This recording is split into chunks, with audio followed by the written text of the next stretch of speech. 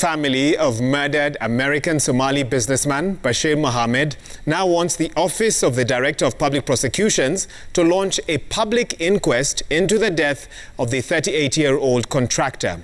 Bashir, who was strangled to death after being tortured, ran a multi-million shilling business empire, with sources privy to the investigation intimating that his riches are a possible lead the detectives are pursuing to net his killers. Hassan Mugambi stays with that story.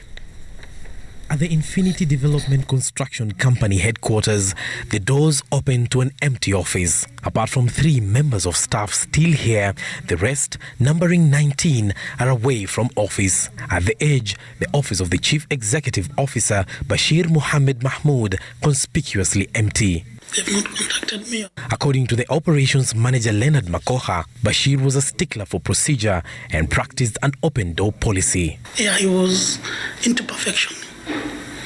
He will want his work to be done neatly and correctly. Rules followed and structures followed.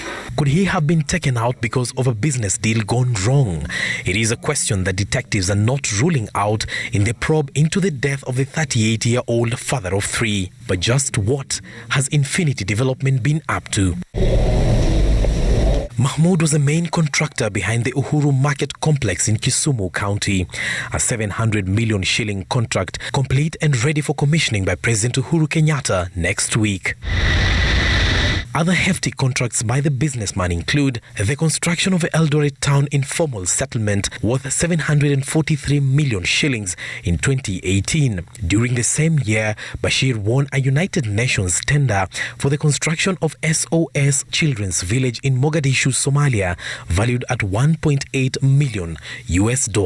A year later, in 2020, Infinity Development was again contracted by the United Nations to undertake the construction of the Mogadishu prison complex in Somalia, valued at $1.2 million. In a tender that was contested at the Public Procurement and Administration Board, Bashir was awarded civil and other associated works for the modern housing project at Mukuru in Nairobi by the Ministry of Transport. We're on site, we've just taken over the site, we're doing the prelims, the works are ongoing. A matter was as well as eventually settled out of court, and the complainant at the review board actually withdrew the matter, so it did not go the whole stretch of litigation. The family has now instructed its lawyers to write to the Director of Public Prosecutions to launch a public inquest into Bashir's death to run concurrently with the ongoing police investigations. Then we would be able to have a much more holistic, a much more better perspective as to the circumstances under which Bashir lost his life. Bashir was last seen alive on the 13th of this month before his car's burnt shell was spotted at Kibiku in Ngong. The shell mysteriously disappearing later. His body was found on the 16th and taken to the Kerugoya Hospital mortuary, where it was identified Sunday. Hassan Mugambi, Citizen TV.